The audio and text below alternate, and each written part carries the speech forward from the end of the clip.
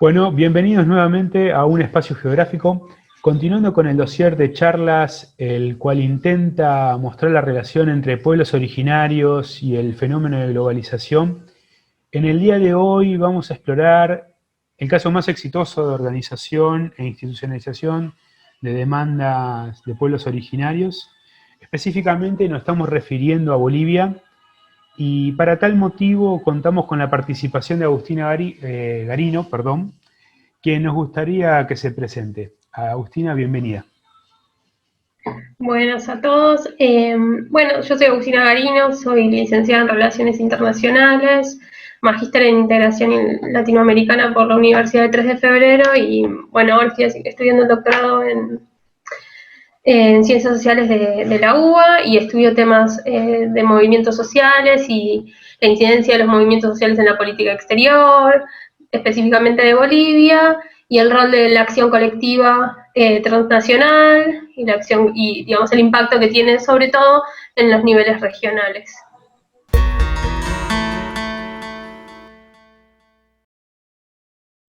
Como ya venimos mencionando en capítulos anteriores, el propósito de estas charlas es ver cómo el proceso de globalización, entendido como un proceso transformador de la organización espacial y social, afecta a los pueblos originarios de América Latina. En el caso de hoy vamos a observar cómo el capitalismo neoliberal, a través de este fenómeno, buscó imponer sus condiciones y paradójicamente cómo las comunidades indígenas reutilizaron las herramientas de la globalización para ejercer sus demandas sobre bienes y recursos esenciales para el desarrollo humano.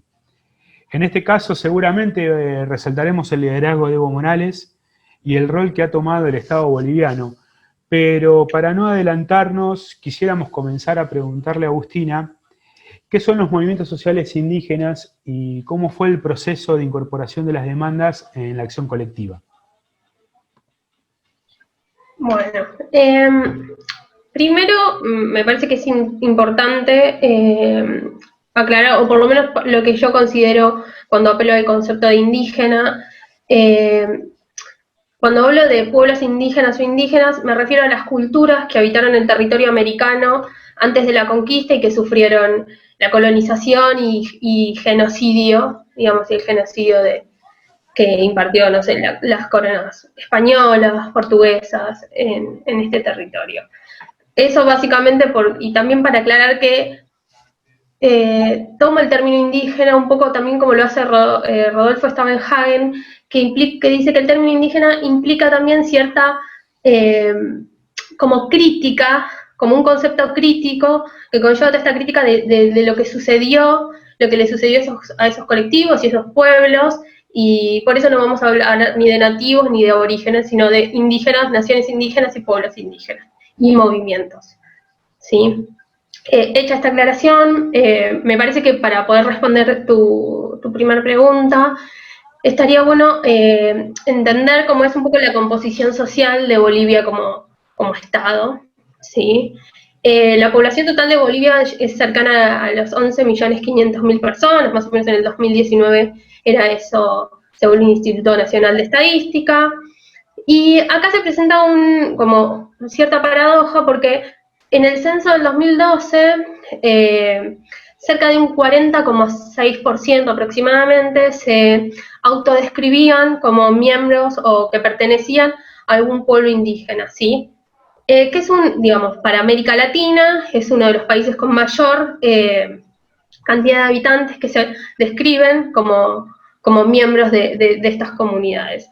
Pero acá también hay un punto donde, por ejemplo, en el mismo censo que se hizo, pero en el 2001 en Bolivia, este porcentaje era del 62%. Entonces, en esos 11 años hubo como una disminución, a pesar de como todo el proceso de inclusión de las minorías indígenas en el Estado, en la sociedad, digamos, y el reconocimiento de derechos.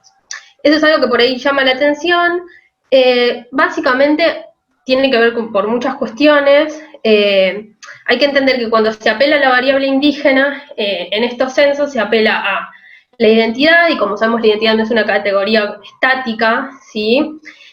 También todo el proceso de construcción social que se fue dando por ese tiempo, digamos, y relacional, digamos, y este concepto también es un concepto identitario, relacional y dinámico, que va cambiando. Y también, como les decía, es muy dependiente del contexto social y político. Además de eso, digo, intento explicar por qué cambiaron los porcentajes en estos dos censos que se hicieron. No es que disminuyó la población o hubo algún problema en particular con los habitantes indígenas, sino que tiene que ver también un poco cómo se construyó el censo del 2001, cómo se construyeron las preguntas y cómo se construyó el censo del 2002. Además, hay toda una cuestión de cuestiones migratorias, internas y externas, que eso también hace, o sea, que difieran cómo se describen o se autoperciben esas personas, y también hay toda una cuestión de clase, o sea, a mucha gente, muchos miembros de pueblos indígenas por ahí, por ahí un padre se autopercibe como miembro de una comunidad indígena, pero el hijo por ahí que logró ser profesional, mudarse, digamos, a una ciudad, no se autopercibe como tal, y se autopercibe como mestizo, quizás. Entonces, digo, todas esas variables influyeron en que se vaya modificando ese porcentaje, ¿sí? De cualquier forma, Bolivia sigue siendo el país de América Latina que más habitantes de origen de pueblos indígenas y originarios existen, sobre todo en América Latina, ¿sí? Entonces me parece que es importante como comentar eso para hacer una breve introducción. Y cuando hablamos de indígenas como término general, también hay que especificar algunas cuestiones, como que los pueblos indígenas, las naciones indígenas de Bolivia, son muchas. En la Constitución del 2009 se reconocen 36 naciones indígenas, pero las naciones y los pueblos quechua y aymara son los que representan el 88% del total de población indígena, o sea, son los que tienen más habitantes y que predominan en cantidad de gente que también se autopercibe como miembros de esos pueblos en específico, ¿sí? Después hay, como dije, 36, y también hay una diferencia en Bolivia que es importante, sobre todo si vemos un mapa, vamos a darnos cuenta que está la zona occidental y la zona oriental. Una responde más que nada al terreno andino, digamos, y en esa parte hay sobre todo quechua aymara, y la otra parte responde más a un terreno de valles, donde hay, también está la parte de la Amazonía boliviana, ¿sí? Y bueno, ahí se concentran sobre todo otras comunidades que no son las aymara y las quechuas, ¿sí? Entonces, haciendo esta aclaración en referencia a los movimientos sociales, es importante también históricamente comprender que en 1952 en Bolivia hubo una revolución, la revolución de 1952, donde gracias a esa revolución llega el MNR al poder junto a un partido, el bloque de poder más burgués, y con el apoyo de sindicatos mineros, sobre todo, principalmente. Esto es importante para entender porque hasta ese momento, en los estamentos políticos y gubernamentales, la mayoría de los funcionarios eran miembros de la oligarquía. Y también tenemos que comprender que Bolivia tiene muchas demandas históricas, desde la colonización hasta la actualidad, que después van a ser tomadas por los movimientos indígenas y por los pueblos indígenas, y digamos, es como la primera gran revolución que sucede en Bolivia, donde empieza a democratizarse un poquito el acceso al poder, ¿sí? Y el acceso al poder político.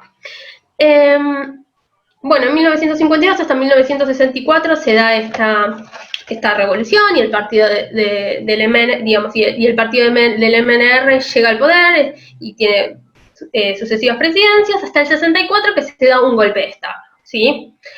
Obviamente, como mencioné, los sindicatos mineros eran los actores centrales de esta revolución y de este cambio que se da, que es un cambio social, político y económico en Bolivia, ¿sí? A partir del 64 hasta 1982 se dan una serie de gobiernos militares y dictaduras que principalmente lo que buscan hacer es derrotar al actor estrella hasta ese momento, que eran los movimientos sindicales mineros. Entonces empiezan a buscar primero represión, torturas, y el principal objetivo es desarticular a este gran movimiento que podía llegar a ser un gran oponente para los gobiernos militares. Entonces, a partir de esto se en la década, más cercano a la década de los 70, hacia finales de la década de los 70, todos estos movimientos que fueron tan reprimidos, empiezan a volver a articularse y a buscar nuevas formas de organización para empezar a oponerse al Estado como principal actor, digamos. En esta época, bueno, como mencioné, se desarticulan los polos sindicales y empieza a haber como una masiva migración desde las zonas donde había grandes minas, Potosí, Oruro, todo, hacia la zona como del Chapare, que queda, y sobre todo hacia Cochabamba. Entonces empieza a haber como una migración interna muy importante que tiene que ver con esto de que ya no había trabajo, que se buscaba desarticular a los mineros, la represión, empiezan a buscar otras formas de ganarse la vida y llevar sustento a sus familias. Entonces, y en base un poco a este proceso, empieza a gestarse nuevos movimientos sociales que casi siempre son de base indígena, por esto que explicamos antes, de que la mayor parte de la población de Bolivia es indígena, luego mestiza, y hay muy porcentaje de blancos, europeos, extranjeros, digamos, es menor en relación a los pueblos indígenas, ¿sí? Lo importante de este momento, entre la década de los finales de los 70 y la mayor parte de la década de los 80, es que se generan nuevos movimientos como la Central Sindical Única de Trabajadores Campesinos de Bolivia, el movimiento Bartolina Sisa, que es un movimiento muy importante de mujeres, es el más importante de mujeres campesinas, y el movimiento de colonos, que el movimiento de colonos se refiere a muchas de estas personas que migraron hacia otras zonas, se les llama colonos en Bolivia, ¿sí?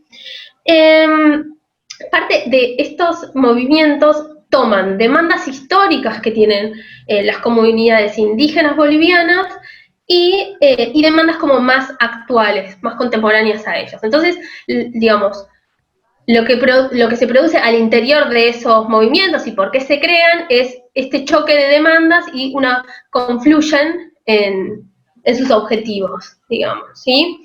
En cuanto a la variable de demandas históricas, nos referimos a demandas étnicas, identitarias, de autonomía, de lenguaje, de defensa de los derechos indígenas, defensa de los derechos de la naturaleza, porque ya toman a la naturaleza como un sujeto, y también con defensa de sus cosmovisiones. ¿Sí? Con estos tres movimientos que yo mencioné, que son como los más importantes en este momento, no digo que no haya otros y que no han sido relevantes, sino que para poder ejemplificar, sus miembros pertenecen a naciones y a pueblos aymara y quechua, ¿sí? Principalmente. También porque vimos que son los que mayor cantidad de miembros tienen, ¿sí? Poseen. Y en cuanto a las demandas contemporáneas, principalmente tiene que ver con el modelo económico y de desarrollo que hacia principios de la década de los 80, mediados de la década de los 80, empieza como a implementarse en América Latina, especialmente el modelo de desarrollo neoliberal, y bueno, empiezan a darse cuenta que este modelo, digamos, tiene consecuencias en sus vidas cotidianas. Principalmente reclaman al Estado y también reclaman la defensa de su soberanía y la no intervención de poderes externos en diferentes territorios, que esto lo vamos a hablar más adelante.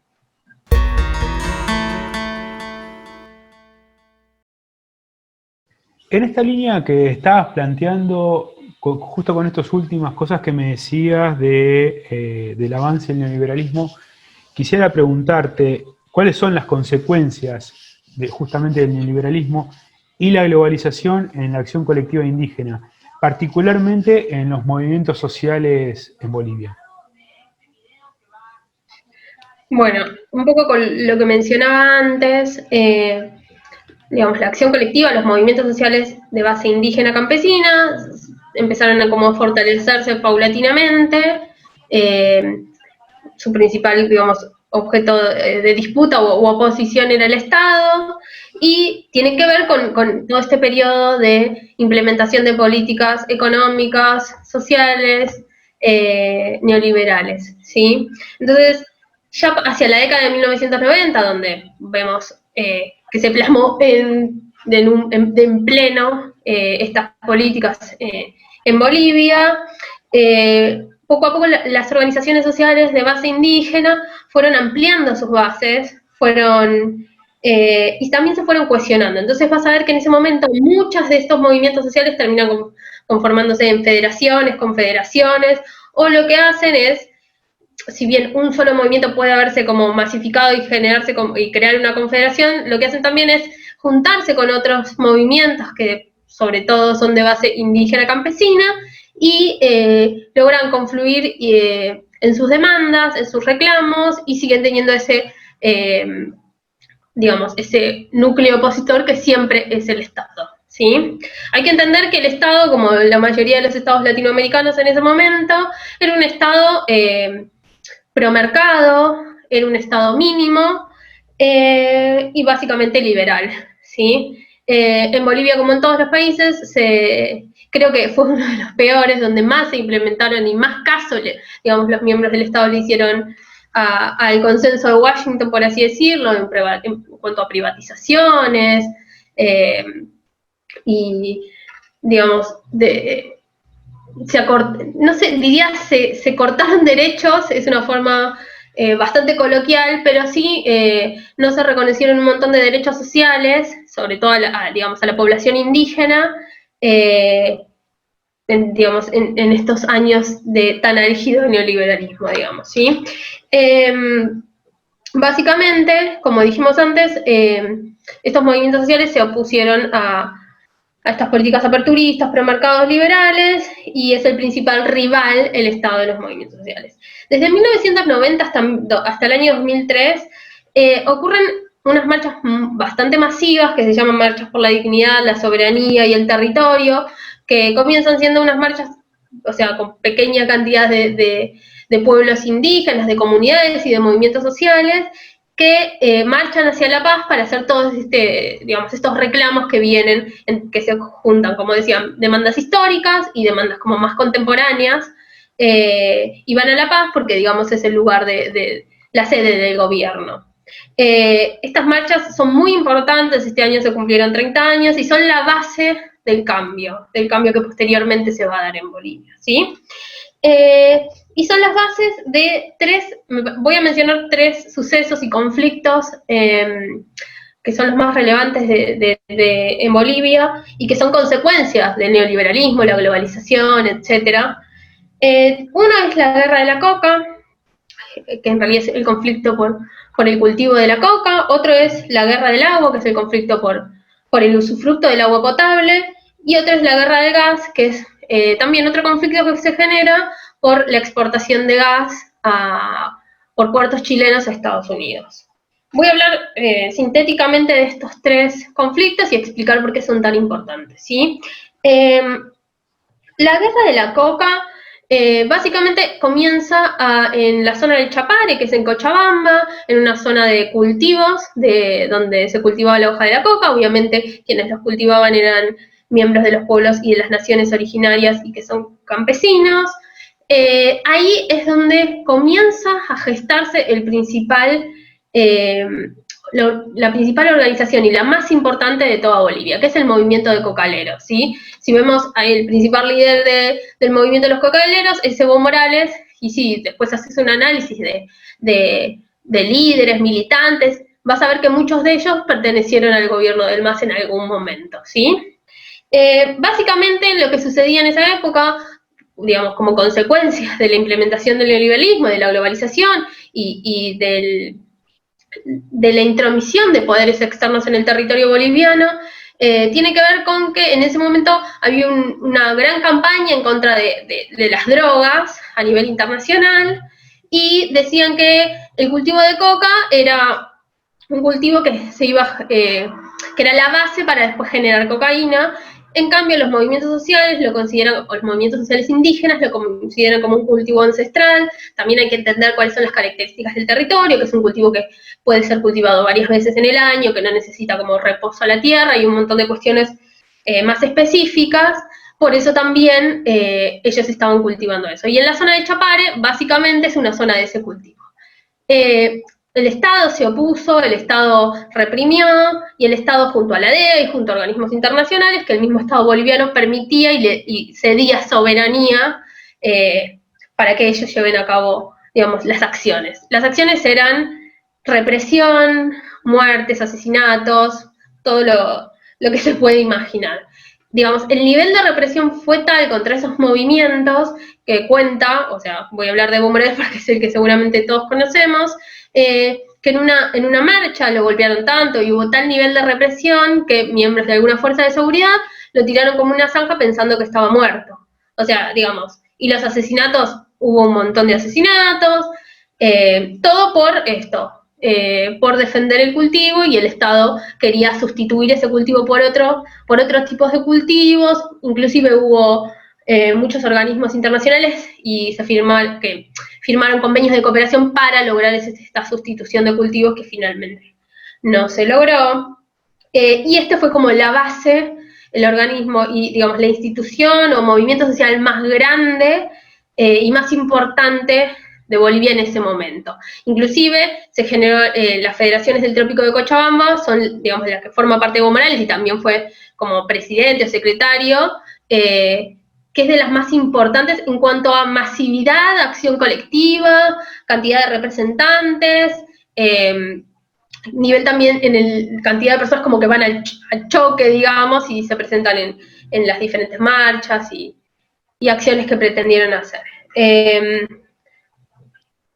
Vamos a seguir con la Guerra del Agua, digamos, la Guerra del Agua, un conflicto por el agua, también es consecuencia de las políticas neoliberales en el país, tiene que ver con la privatización de una empresa que daba agua potable, digamos, en la zona sobre todo de Cochabamba. Hay que entender que en esa zona hay redes de riego ancestrales que llevaban agua a la zona de esos valles de Cochabamba. También hay que entender que en Bolivia el agua es algo que escasea, entonces por eso es tan importante esos riegos, esos sistemas de riego en Bolivia. Y hay que entender que también los construyeron hace 500, 600 años y los fueron manteniendo todas esas comunidades y naciones y pueblos indígenas para lograr abastecerse de agua y regar, digamos, sus cultivos y para su vida cotidiana. ¿Qué pasa acá? El Estado decreta una ley donde se permite que ese agua y la empresa que daba el servicio convirtiera sus tarifas a dólares, lo cual iba a ser sumamente caro para los habitantes de esos pueblos, de esas regiones, y empezaron a levantarse masivamente en contra de este tarifazo, por así decirlo.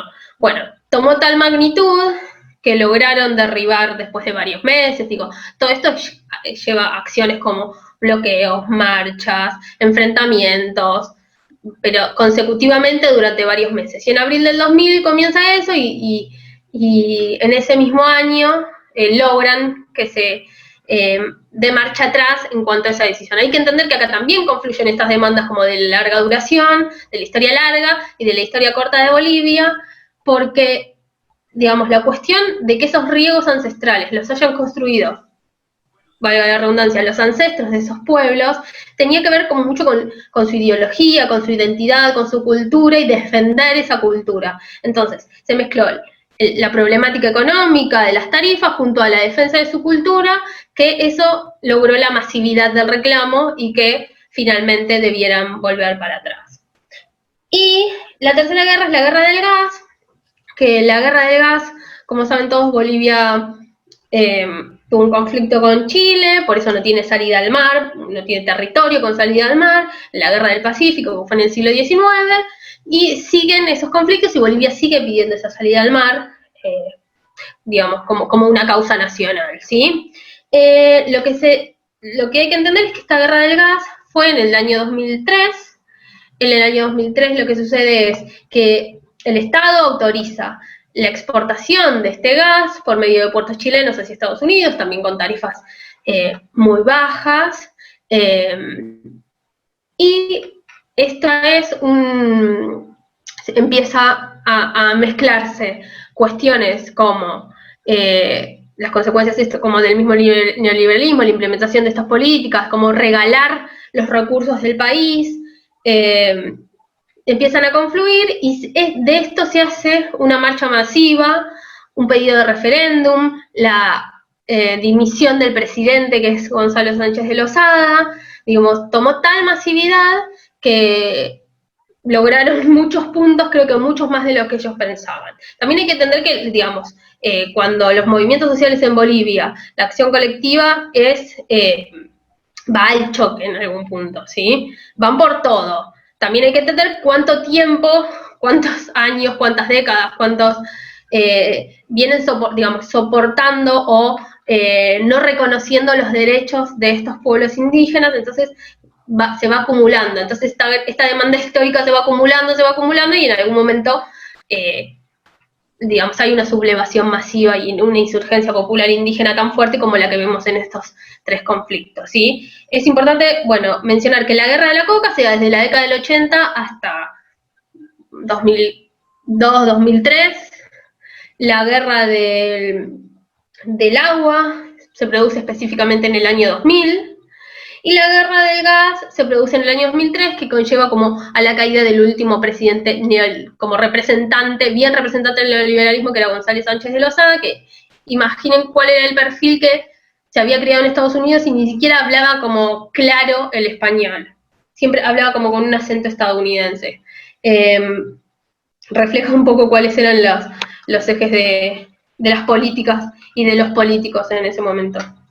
Entonces, como vimos, en los 3 conflictos confluyen las demandas históricas y las demandas contemporáneas, que están más relacionadas a la implementación del neoliberalismo, la globalización, etc. Y se les crea como ese reclamo histórico lo lleva a ir por todo, ¿sí? Y se produce esta sublevación indígena popular contra el Estado y contra el modelo de desarrollo. Es importante acá destacar un punto que muchas veces la globalización, digamos, si la ligamos al neoliberalismo, tiene por lo general es algo negativo para la experiencia latinoamericana, sobre todo específicamente en este periodo, ¿sí? Porque es muy, digamos, me parece que el principal legado es como homogeneizante en cuanto a nuestras culturas, pueblos, etc. Sin embargo, en este punto, también la globalización a los movimientos sociales con causas nacionales en Bolivia les permitió transnacionalizar sus demandas y le permitió conseguir apoyo de organizaciones, líderes de todo el mundo. Y si buscan videos del año 2000, del año 2003, sobre todo del año 2000 con la Guerra del Agua, van a ver que hay muchos líderes ambientalistas que fueron a Bolivia y se los ve en las marchas y se los reconoce porque estuvieron como codo a codo con los activistas indígenas, ¿sí? Entonces creo que en algún punto esta globalización los ayudó a extender esas demandas y después estos movimientos sociales lograron como cohesionar o unirse a otros movimientos transnacionales y otras causas y ampliaron sus demandas desde lo nacional inclusive hasta lo transnacional, lo regional. Por ejemplo, podemos ver que en Bolivia muchos de los militantes de estos movimientos terminan también siendo parte del movimiento de la campaña contra el ALCA, el no al ALCA, y después pertenecen a la Alianza Continental, Alianza Social Continental. Entonces, digamos, se terminan como amplían sus demandas y terminan generando otras demandas y, digamos, influyendo también en otros procesos, como por ejemplo en el cambio de agenda regional. Digamos, es una de las tantas consecuencias de estos procesos, ¿sí? Excelente. Quisiera remarcar justo esto que decís, es muy interesante porque la relación que acabas de hacer entre ambientalismo y movimientos indígenas, lo hablábamos en el primer capítulo con Cecilia, y bueno, demuestra un poco cómo esta relación entre lo que fue globalización, medio ambiente e indígena, no solamente tiene una connotación negativa, pero sino también una connotación positiva. Pasando adelante, bueno, y también mencionabas todo este proceso que dio en Bolivia en los años 90 y los movimientos, tanto campesinos, sociales, sindicales que se dieron. Quisiera que vayamos un poco más a la actualidad y, bueno, hables un poco de lo que fue el proceso electoral que llevó a Evo Morales a la presidencia y cómo fue que se canalizaron las demandas de las organizaciones sociales indígenas. Bueno, como hablamos antes y como ya mencioné, digamos, la acción colectiva indígena en Bolivia tiene esas bases en la década de los 80 y de los 90, y además de ser, digamos, de los movimientos sociales ir por la acción colectiva y reclamar en el nivel de la sociedad civil, buscan llegar a conformarse como un partido político. No todos, como siempre hay que entender que en 1990, entre 1995 y 1997 se forma el Movimiento al Socialismo, que es el partido por el cual posteriormente gana Evo Morales, y digamos, lo conforman tres bases y tres movimientos sociales que son el Movimiento de Mujeres Bartolinas, Sosa, que ya mencioné, la Central Sindical Única de Trabajadores Campesinos de Bolivia y el Movimiento de Colonizadores, ¿sí? Que todo, digamos, todos comparten y fueron parte de los conflictos que mencionamos anteriormente y que se crearon desde la década de 1980 en adelante como consecuencia de esta reorganización de organizaciones sociales que hubo en Bolivia. En el 2002, el partido de gobierno, el Movimiento al Socialismo, se presenta a elecciones y con Evo Morales como presidente, digamos, como candidato a presidente, y queda en segundo puesto y no gana, pero digamos, es algo notable, sobre todo por ser como un movimiento de base indígena. Llegar a un segundo puesto es muy importante en un país como Bolivia, ¿sí? Ya en el 2005 se presentan elecciones y gana digamos, con Evo Morales como presidente y con Álvaro García Linera como vicepresidente. Para lograr ganar, la diferencia entre las elecciones del 2002 y del 2005 es que el movimiento al socialismo hace una alianza con la clase media y clase media urbana y profesional. Con eso logran, digamos, la cantidad de votos que necesitaban en las zonas urbanas, que era por ahí donde no tenían tanta llegada, y logran el primer puesto en las elecciones del 2005. Entonces su gobierno empieza a partir del año 2006 y hasta el 2019 tienen mandatos ininterrumpidos, digo, el MAS, ¿sí? Ganan diferentes elecciones y hasta el 2019, con la posterior renuncia de Evo y de Álvaro García Linera, acorralado por las Fuerzas Armadas, ¿sí? Básicamente, cómo los movimientos sociales logran incidir en el plano político y en las políticas públicas tiene que ver con el acceso que tienen a través de este partido político. Podemos mencionar, digamos, se plasman los principales reclamos y demandas de los movimientos sociales indígenas en el Plan de Desarrollo de Bolivia del año 2006. Ahí podemos ver que las principales demandas son de una asamblea constituyente, que si recordamos esa marcha por la vida, el territorio y la dignidad que mencioné antes, desde la década de 1990 hasta el 2003, esas eran las demandas que estas marchas masivas tenían, una de las principales demandas. Después, bueno, obviamente una constitución nueva donde se incluyeran muchos de los derechos que ellos pedían y la refundación de un Estado unitario, social y de derecho plurinacional comunitario. Es importante porque con esto se muestra que se integran los pueblos indígenas de forma colectiva e individual y se reconoce sus derechos, sus identidades y cosmovisiones, ¿sí?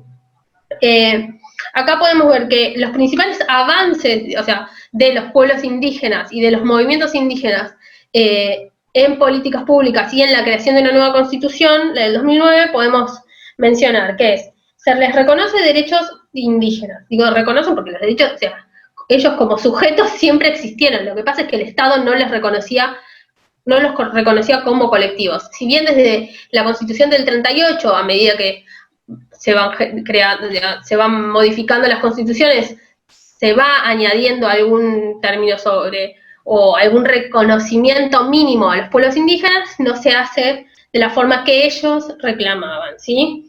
Entonces, se les reconoce los derechos como colectivos, como pueblos indígenas, ¿sí? En el artículo 30, y se los reconoce como colectivos humanos que tienen en común haber existido desde antes de la colonia hasta la actualidad, ¿sí?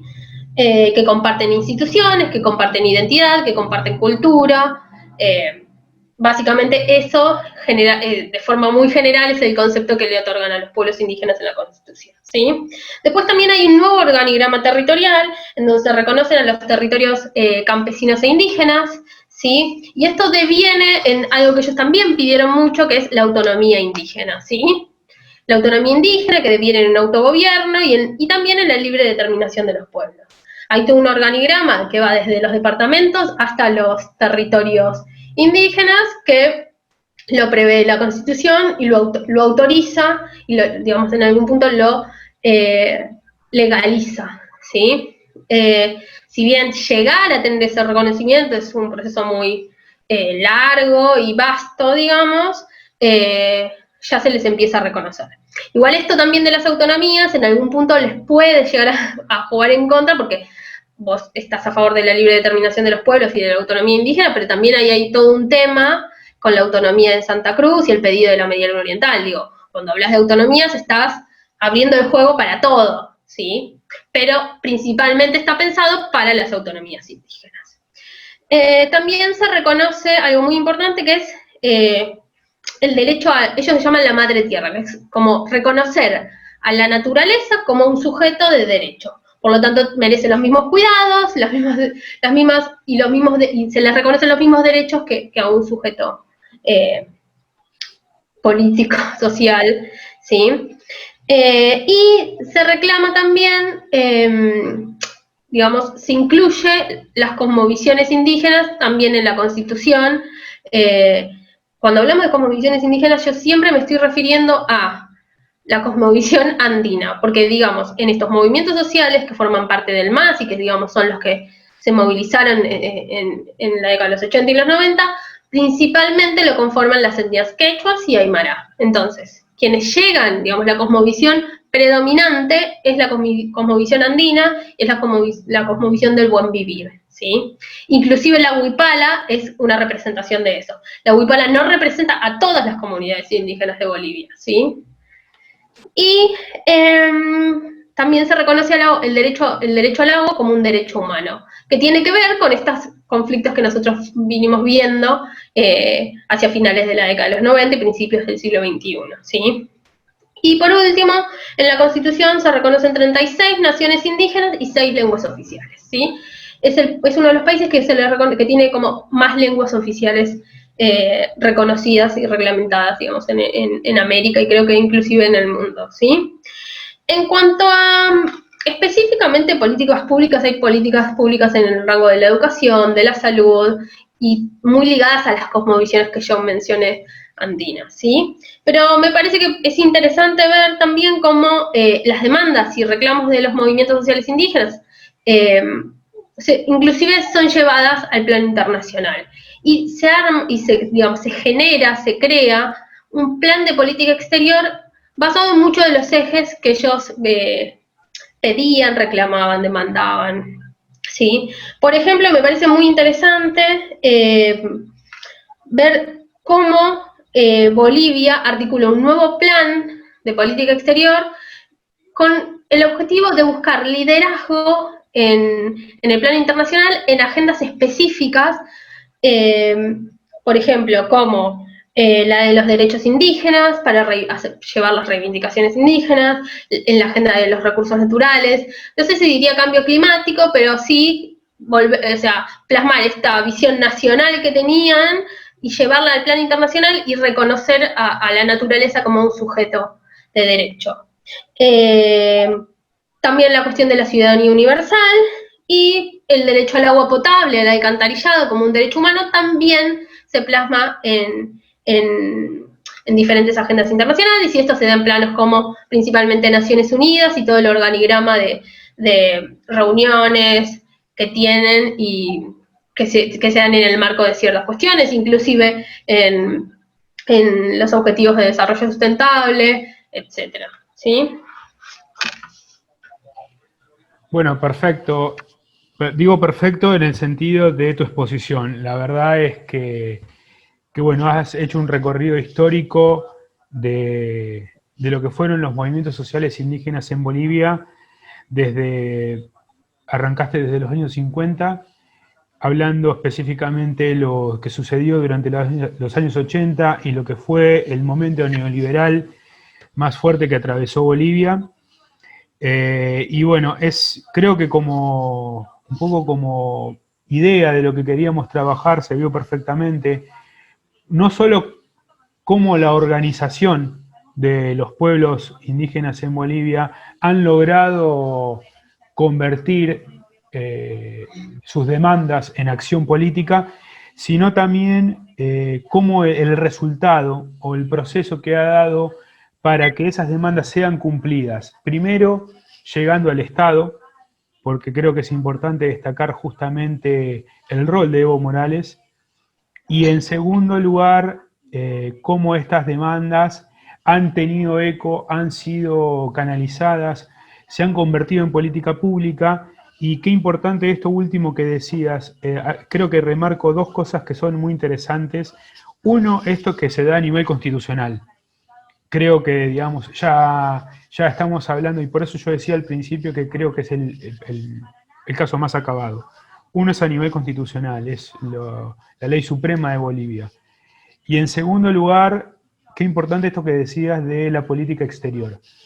No es solamente leyes, no es solamente cosas en papeles, sino es en acción nacional, pero también en acción hacia afuera de Bolivia. Quería agradecerte, bueno, muchas gracias por todo lo que nos comentaste, por la participación y bueno, darte obviamente un lugar si querés dar unas últimas palabras, alguna conclusión. No, gracias a ustedes y por el interés que tienen en estos temas que a veces no son tan tratados.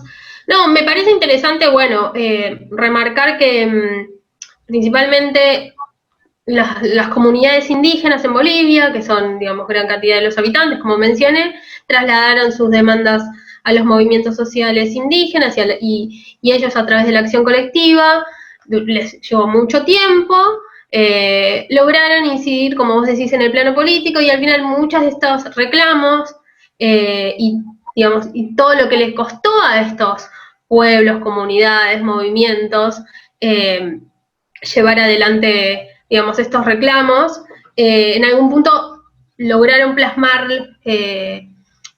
digamos, ellos se sublevaron y pagaron altos costos también porque perdieron muchos compañeros, pero al final de todo lograron plasmar esto en el plano político y llegar al gobierno y sobre todo en, digamos, los primeros años se ve claramente que estas demandas, reclamos, reconocimiento de derechos, se llevaron hacia políticas públicas, se crearon y se reconocieron. Después hay un montón de cuestiones que se puede criticar al gobierno, inclusive digamos, hubo quiebres hacia el interior del MAS, hacia dentro de los movimientos sociales indígenas, pero me parece que como modelo de lo que sucedió es digamos, el gran ejemplo en América Latina de que actores emergentes como son los movimientos sociales lograron llegar al poder y plasmar sus demandas y reclamos principalmente y llevarlo a la Constitución, que es como el principal símbolo de haber llegado a esa instancia de poder. Quedó clarísimo. Agustina, muchísimas gracias por tu participación y bueno, nos estamos encontrando entonces en el próximo capítulo de este dossier. Hasta la próxima.